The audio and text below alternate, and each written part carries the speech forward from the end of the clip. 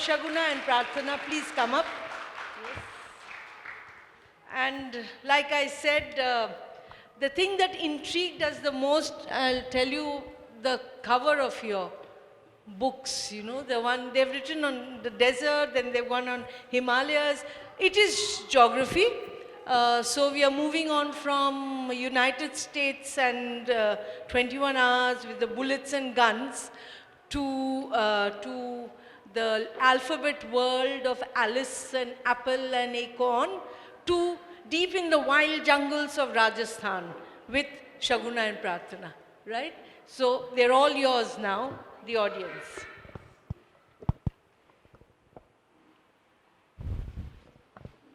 It's working? You take it on? Yeah. It's on too, right? It's on. Yeah. Sorry. Use it. Good afternoon.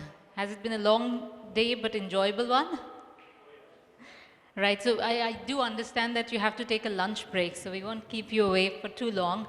And all the grumbling stomachs, I think we have a story about some food, so I don't know how well that goes.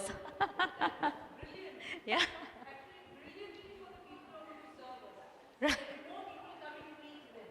Absolutely. So without, I think, do you want to introduce the book first, or should we just? Yeah. So, hi everyone. You know, it's so nice to see so many smiling faces under one roof. And particularly when it's got something to do with the written word, and you have so many smiling faces, it's a joy, you know. Usually you get to see smiling faces in movie halls with popcorn. So, this is nice. So, you know, like you heard, this is our latest book. This is the second in the series of the Curious Tales. So, look, what I'm trying to do here is be very devious. I'm telling you that it's a series, so there are more Curious Tales books coming up. We've done the Himalaya, which was a couple of years back. This is from the desert. So it's not just stories from Rajasthan. It's got stories from Gujarat. And some of the stories are from Multan and Sindh, which is now in Pakistan. But they've got a flavor, and the flavor in this book is all sand, you know. Like this was all mountains, this is all sand. And the first book, you know, covered a long distance. So it started from Ladakh and went all the way down to Arunachal. So it actually covered the entire Himalayan belts that you see in India. But this book, considering the desert is, you know, restricted to a certain region, it is restricted to a particular region. And if you get your hands on this book, you will get to read a little of Gulzar Sahab here, you know. Everyone loves Gulzar Sahab, right? So he's been very kind. He gave us a foreword. And he's a great believer in folk tales, because folk culture is the mother of all cultures. And folk culture is the mother of all arts, whether it is music, dance, literature, even cinema. Cinema comes from folk nautanki, you know.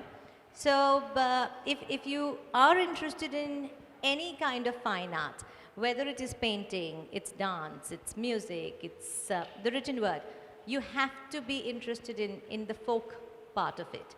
And these are folk tales. This book has 16 tales, and you'll get to see a lot of people in the stories here. There are no kings and queens, maybe one story or two story, because Two, I think, we couldn't run away from kings and queens. We've tried very hard in both our books to be away from stories of kings and queens, because usually when you start talking about regional stories, most stories that you're told are kings and queens. We didn't want that. So these are stories of ordinary people, but it talks about their extraordinary lives, right? I was curious about the word curious. You know, this is coming up quite often now. I think yesterday we were in a Yeah. session with an English department at a university, and they asked exactly the same question. The oldest professor there with a big flowing white beard, and we were dreading him because we thought he's going to come up with tough questions. He says, I have one question to start with. And we're like, God, let it be easy, because there's students watching and we don't want to look like fools, right? I said, why curious? I went, oh, okay, can we just shut off the We internet? got the same question, yes. No, it's curious because one, when you will read a part of it, it'll make you extremely curious because for a long time in the story, nothing happens. It seems like, run of the mill. And then suddenly, like it happens in folk tales, there's something really spectacular or drastic that happens. So it keeps the curiosity in. Also curious because, like I said, these are not stories of kings and queens, right? These are stories of ordinary people, but their extraordinary lives, right? And that's, something that generates some amount of curiosity. Because usually in the popular culture, what is thought is, how come ordinary people can have a life that can be written about, right? So there is an element of curiosity there. The other thing is, I think somebody from the publishers or somebody else suggested to us, let's call them strange tales. And we thought, no, that sounds very strange, so we cannot call them strange tales. But curious sort of, worked for it because if it can get you up and ready to read more, then it has, caught that spark of curiosity in you, which is why you will go on reading it. I don't know, there are quite a few parents here. Just a question, coming up from this. Do you feel that we have too many places, too many people giving us answers, that we have taken away curiosity from the lives of our children? So do you think, somewhere, just a thought, I don't know the answers to that. Yeah. I felt when I read the word curious, I said, now with the internet, with curiosity is no longer there. We are no longer curious. We just get all the answers to a flick of our finger, right? What is your idea about it, your 14-year-old author that we have here? What does the word curious suggest to you? Are you still curious about things? Maybe. Parents, what do you think about curious and curiosity? Because, like they have explained about ordinary people with extraordinary lives, do you still see a lot of curiosity in your children? Or do you think that's the challenge? Yes, I just hand over the mic. 1 minute.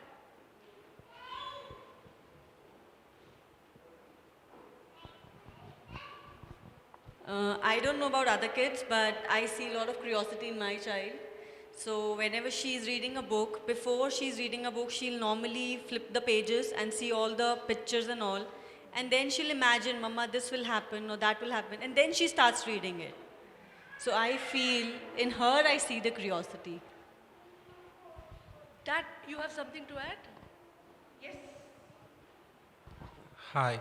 I think I kind of agree. I think the kids of today's generation are far more curious than we ever used to be, even though the answers may be available at the click of a finger. But I think the kind of questions they ask, the very basic premises of so many fundamental things that we grew up with, I don't think we ever asked our parents or grandparents, why does this happen? Or why do you do this in a particular way? But if we tell these kids to do something, I think the first question is, why do I need to do it? What is the rationale behind you wanting me to do it? How is it going to help me? Do I need to do it? So I think in that sense, kids of today's generation, I think, are far, far more curious than we ever were. Yes, please. Yeah, just in one short line, I think very rightly put forward the thing. At our age, whatever was given to us, we were just absorbing. But now I think there's always a question, and sometimes I wonder how many questions I have to answer. Why this is happening? I mean, a small, even if it's a word, its meaning, how the meaning is drawn. So, a lot of questions. I think curiosity has a different meaning now, yeah. That is exactly why I wanted this to come up. As teachers, we always played the devil's advocate because curiosity is synonymous to imagination. Would you agree? Curiosity is synonymous to imagination. Yes, and if we have to have the imagination going, we need to be curious. Otherwise, we'll never learn, right? He had to be curious about how the apple fell down. And that's why we got gravity, right? Yeah, you have to be, right, with the imagination. So, all yours now. I'll just add to that question because it's so interesting that you said something like that. Are children curious today? Yes, children are very curious today because they have so much information at their hands. They'll know far more about anything, than any one of us. But a couple of things that you will see in this generational shift, from you being a child and what is happening today, you'll hear a lot of I know from kids of all ages. You tell kids, we got to go there. The first one will say, I know. You got to read those people, I know. Everything is, I know. Sometimes it's worry. Do they know everything? Fact is they don't. But the whole persona is, well, I know, because it's, they've been brought up in a world which is supposed to be very cool. And in a very cool world, you're supposed to know everything. How can you not know? Now that can be a burden. Because we're not allowing our children to feel absolutely, sometimes it's fun to be dumb, right? And I don't mean dumb in the bad sense. I mean in the sense of not knowing something. I don't know, right? Now you go meet somebody and that somebody will have to tell you something new because that person is living that person's own life. You haven't lived that life. So if you tell me, well, we have this particular food in the afternoon, it's revealing for me because I don't have that in the afternoon, right? But if I'm going to be very cool and say, well, I know, then it kills that process of being able to learn. The other problem that I think, and we all need to work as a collective towards that, is stop making everything between children and adults transactional. It can't be, I am giving you this, so you need to give me this. Because that makes, that makes children people who don't want to be open to other stuff, unless they're getting something in return. And while we may, look at it as, oh, well, these kids are very smart and they would want to do that, does it always have to be a give and take? You're not constantly, while you might be doing it subconsciously, taking something from nature always, you also need to give back, but it's not happening all the time. It's not the basis of a relationship, right? So, very important, like you said, to leave our children curious all the time. And we are very curious now to know if you're going to read some part of your text that will inspire us to pick it up and finish it. Yes, we're going to do that. Are we going to read or are we going to tell them a story? Yeah, please tell them. Tell us a story. Yeah, shall we tell? Okay, so we're telling a story and then you can pick up the book and read it as well. So this story is coming from Gujarat and it's from an area called Bharuch now. It used to be called Bharakuch earlier. And the story is that there used to be Pandits in Kashmir and the main Rishi, traveled on a tortoise all the way from Kashmir and came to Gujarat and settled there. And all the Pandits in this particular region of Bharuch are actually belong to that Rishi's family who traveled on the turtle. So they're supposed to be very smart and they've done very well for themselves in the area and they're well off. But there's a thing about them that they're usually very misers. They like to have a good bargain about everything, which I think a lot of us do as well. If you can bargain for something, why not? It's good fun also. It's not always to get a good price. It's good activity. So this is about this Pandit, Jitu Pandit, that's what he's called. And he lives in this city of Bharuch. And he loves a good bargain, unlike his wife. So every time he would go out into the market, he would bargain. And initially when his wife got married, she thought, oh wow, Jitu's so smart, he gets a good bargain every time he goes out. Later on, she tried to figure, that people don't really like him because he bargains a little too much. And he bargains for everything. And he's so proud about it. So she started feeling a little embarrassed. So she would go out, less often with him. And ultimately, after a few years of marriage, she said, I'm not going for any shopping with you. You can go. You're so brilliant at this. She kind of praised him and said, you do the job. So now it was Jitu who had to go out and do all the shopping and be happy with it. And his wife was very happy at home, cooking, taking care of the house. So this is about, I think, one winter, when the fresh vegetables had started coming in. And there's a certain delicacy which is called undio that they make in Gujarat. And everybody loves it. And you wait for the winter to come and to prepare it. And everybody loves it. And this was a favorite with Jitu and his wife. So his wife told Jitu, that winter set in and we've got all the vegetables in now. Why don't you go buy them, and then I'll make some undio for you. Jitu loved the thought. He said, brilliant, we'll get undio after so many months. So he went to the market, he checked on the prices. Everything was exorbitant because winter had just set in, so everything was very high. So he came back and he said, let's wait for a few days and let the prices come down and I'll get you all the ingredients. His wife waited a few days, few days turned into a week and a couple of weeks, and Jitu kept saying, this is very expensive, I can't go buy it.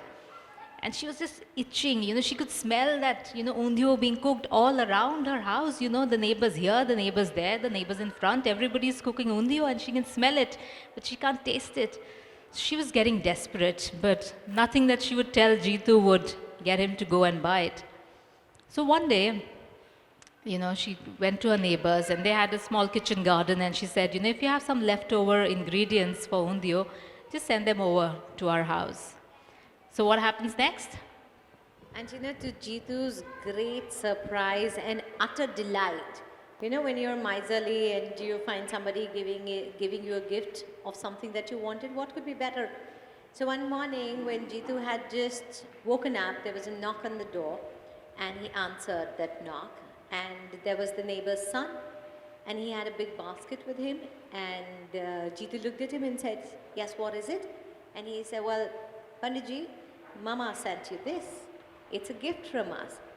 And even before Jitu had got hold of that basket, he quickly surveyed it, and there was everything that they needed for the undio. So he promptly took that, even forgot to thank that poor boy, shut the door to his face, and ran to his wife and said, look, you were cribbing unnecessarily. I've got you everything that you needed for the undio. Then the wife pretended that this was something that she didn't know was going to happen. She's the one who had calculated everything, gone to the neighbors and sought help. But she said, Are Panditji, you are so brilliant. You got us undio ingredients early in the morning. I can cook everything for you now. When do we start? And he said, now. Silly woman. Now is the time when you start cooking undio, and we're going to have it today. And she got down to business. And as she was preparing it, she realized that Panditji's favorite item for undio was missing from the basket. And what was that? So this is the coconut. Now the grated coconut has to go on the undio and a lot of other dishes in Gujarat. But this one, it always tastes better when you put that grated coconut on it, and it was missing. So she looked at the basket, she looked at Jitu and said, well, yes, you got everything for free, but you still have to go and get the coconut. Jitu slapped his head and he said, what? They haven't given the coconut? How silly of the neighbors. That's the main thing that you have to put, and it doesn't taste right. Maybe I should go and ask them. So Jitu's wife said, no, hold on. I'm sure they don't have it. Why don't you just go to the market and get us some coconut?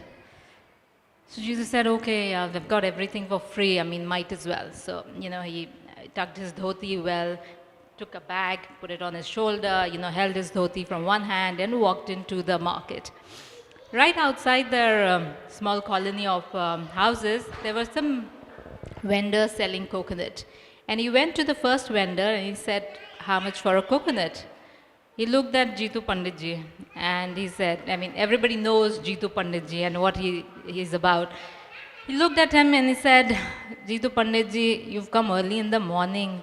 I haven't even sold a thing. But okay, since you've come, don't bargain with me. One coconut is for 8 annas, but for you, I'll make it 6 annas. Jitu Panditji thought, 8 annas? I got everything for free and 8 annas for one coconut, which is just garnish on that. He said, Panditji, 6 annas. I said, not 8 annas. 6 annas? That's a lot. You're looting us. No. You have to make it 4 annas at least. Panditji, early in the morning, if I give you for 4 annas, what will I make out of it? If I give it to you, you know how it is in the morning, I am going to have a bad day. So Panditji, let's not argue. I'll tell you, just go down to the main market. They're selling it for 4 annas there. You'll have to just walk a few, 10, 15 minutes. You'll reach there and buy as many coconuts as you want. But Panditji, please, please, not in the morning. Come later, sir.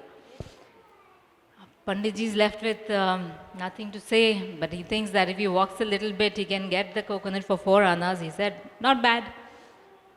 So he goes down into the main market. And you know what was supposed to be a travel time of 10-15 minutes on foot turns out to be a walk of half an hour. And Panditji is not very happy walking that half an hour to get, something that he wants. But then the money matters to him. If everything else is for free, only coconut for so much money won't work. So he starts walking. Half an hour goes past. He comes across one seller who's got those coconuts. And he says, Bhai, how much for these coconuts? And he looks at Jitu Panditji and he says, oh God, day's gone. Seeing Jitu Panditji early in the morning, kaam ho gaya. He's not going to leave without buying something. And he's not going to buy something at the right price. So he says, Panditji, what do I tell you? What do you expect? So he says, look, I need one coconut, but I need it for 4 anna. And this fellow is thinking, 4 anna, this is like a pittance. He says, no, Panditji, that's not happening. I haven't got it for 4 annas myself. I can't give it to you for 4 annas. So why don't you come up a little and I'll scale down a little and we'll come to an agreeable price where you can have your coconut and I can get around, doing other business. But Panditji is adamant. He's already scaled down the price. He wouldn't agree. So again, that fellow had to say that if you can give me 5 annas, that's fine. And if it's not agreeable, Panditji, just go to the wholesale market. Another 5 minutes, just 5 minutes chal ke jao, Panditji, you'll find the wholesale market. And maybe you'll get it for 3 or 2 annas also, Panditji, just a little distance more. So Panditji is like, 3 or 2 annas, that's brilliant. If I can, from 8 annas, if I have to spend only 2 annas or 3 annas, that'll be good. Now it's winters, okay, but it's Gujarat. So if you walk that distance, you still start sweating. So he's sweating, but he's still thinking of the money that I'm going to save. So he walks and walks and walks until he gets into the wholesale market. And the wholesale market is full of people trading things. There's spices selling, there are coconuts, there are, flowers that they are selling, and in bulk. And everybody who comes there is selling in bulk. So Panditji goes to one trader who's sitting there, and he says, how much for the coconut? So he says, how many do you want? How many kgs? Jitu Panditji looks at him and he's like, I need 1 coconut. Panditji, why are you wasting my time? This is wholesale market. We sell wholesale. Go to the, streets, you'll find it, not here. Are you selling so much? Give me 1 coconut. How does it matter? Panditji is arguing. Now, all the other people in that market know Jitu Panditji, so they wouldn't waste time on him. But this guy is a new guy who's come, so he doesn't know Jitu Panditji and is trying to convince him. Panditji, I can't sell you 1 coconut. Buy at least 5 coconuts, I'll make some profit. Okay, I'll buy 5, but what is the price? Said, Panditji, for 100 coconuts, I can sell you for 1 anna. But if you buy 5, you will have to give me at least 3 annas. Now, Jitu Panditji has not registered the 3 annas. He registers 1 anna. 1 anna I can get. He hasn't even heard that 100 coconuts you have to buy. He gets stuck. So 1 anna you can give, you can sell the 99 coconuts to somebody else. That 1 coconut sell to me, it's the same thing. That fellow is getting exasperated and he's like, Panditji, you've come this far. Just go down further to the coast and there's so many coconut trees. Somebody will give it to you for 1 anna. But please spare me, Panditji. It's early in the morning. The people who are lining up, I have to make some business here. Please, Panditji, spare me. Tomorrow you come, I'll give you something for free. Panditji argues a little bit more, and when he says nothing can be done, he says, okay, let me walk up to the coast and find somebody who gives me for 1 anna, the coconut. So he starts walking again. And now Panditji is a little irritated because the sun has started beating down hard, and this is not what Panditji thought that he would have to do. He thought he'll get out of the house, go into the main street, some poor fellow will know, oh, Jitu Panditji has arrived. He will look at him and say, free mein le jao, dimag mat mera aap kharab karo. But that didn't happen, right? So he's walking down to the coast, and it's a long walk, and he's sweating, and he's tired, and he's huffing and puffing. He's also worried if his wife is doing the job right, if she has used all the vegetables that had come, or if she's wasting the vegetables, the free vegetables, because that would be criminal. And he arrives at the coast. And at the coast, he sees all these coconut trees. And these coconut trees are laden with fruit. And Panditji jumps with joy. He says, oh my God, this is exactly what I needed. If only somebody told me right in the beginning, when I had stepped out of home, I would have run to the coast instead of stopping everywhere and wasting my time. So Panditji, walks up to one tree, which he thinks is like the best, out of the all. And he's standing right under it thinking, now how do I get the coconut? And from somewhere in the distance, he hears his name. Somebody is screaming, Jitu Panditji, stop, stop, stop, Jitu Panditji. And he turns around to see there's a gardener. There's a gardener who's flying his arms in the air and coming running and saying, stop, Jitu Panditji, stop, stop. When the gardener comes close to him, he says, so what's wrong with you? Why are you shouting my name? And he says, what are you here for, Panditji? And he said, well, I'm here to get a coconut. And he says, please, you cannot do this to me. I am the gardener here. And I'm also the guard for all these fruits. And these trees belong to a particular Sethji. He is a bigger miser than you are. You don't want to pay for things, he counts his fruit every morning and evening. And if any one fruit is missing, I will be skinned. Skinned alive. So Panditji, whatever intention you're standing here with, no, I can sense it. So not my trees, you go elsewhere, do whatever, but not these. And he suggests a plan to Panditji. She says, these, anywhere here, if you will ask for a coconut, somebody might give it, not give it, they'll still ask for money. But if you go down further, down the coast, there are trees, coconut trees that God has planted, and, it belongs to nobody. So just climb the tree, pluck a coconut, and it's all for free. Free. Now that's a word he loves. I think a lot of us do. But he loves that word, free. So he says, he's been waiting to hear that. Free is what he's been waiting to hear all morning. So he says, okay, how far do I have to walk? He says, Panditji, you walked from home up till here. What is this distance? Just go a little bit further and you'll see there's no fencing, nothing done there. So he says, okay, I'll go down. So he starts walking down. Now he's sweating and, his whole kurta has become, all wet. And there's a little bit of breeze, so it's still, possible for him to keep walking. But he keeps thinking of the free, and he's also getting that taste of the undio in his mouth that his wife must be making. And back home, his wife is also wondering, where has Panditji disappeared? He just had to go to the street, get the coconut and make it. And she's made the undio and sitting and waiting. And she's got time on her hands, so she says, chalo, I'll make some muthia as well. So she says, okay, ingredients are there, let me make another dish. So she is busy, of course, doing other things. Panditji is still walking on the coast, trying to find that free coconut. So he walks, I think, another 5, 10, 15 minutes, and he finds these trees that belong to no one. And he thinks, brilliant. I mean, there's so many coconuts. I don't have to take one, I can take 5, 6. This is good. And all for free. So he looks around and, now there's nobody there, no guard, nothing, because these trees belong to no one. He says, okay, now this tree is a little high. You know how high the coconut trees are. Says, okay, free coconuts. Now how do I get to the coconut? Looks around, nobody's there. He goes close to the tree, tries to shake it. He knows mango trees and how you pluck those mangoes. Either you throw a stone or, shake them. So he goes and tries to shake that coconut tree. It's an old coconut tree. Any shaking, nothing happens. Looks around, looks for some pebbles or something. He picks up something and he throws it. Goes just here, this height, doesn't go up. And he's like, how do I get to the coconut?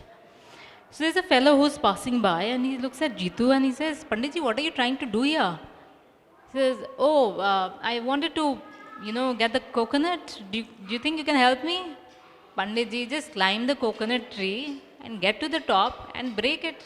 And you can either get it with you or it'll just drop down, pick it up. So he says, oh, is it? I haven't ever climbed a coconut tree. So he says, never mind. Every time there's a first time, try it. I'm wearing a dhoti also. Panditji, everybody in the dhoti climbs up, no problem. Just tuck it in and you'll climb quickly. So he says, okay, he tucks his dhoti in and he, grabs it. It's a big, big box. So he tries to grab it and he says, what now? Panditji, just chadte jao basa aur kya? So Panditji going, 1 feet leg up, another leg up, and he's like halfway through and he's like, now I can't come down, and going up is still quite a distance. He's like, I'm stuck, what do I do? What does he do next? He tries to climb up further and he goes up right up to the coconut and then he's trying to pull it. And he's pulling it, nothing's happening. It's got a thick twig there and he's like trying to pull it. Now the tree is shaking, he's right at the top. Like, what do I do now? I'm stuck up there, no coconut, I've got no knife, nothing on me, how do I pull it? So he holds on to the coconut with both his hands and he pulls it.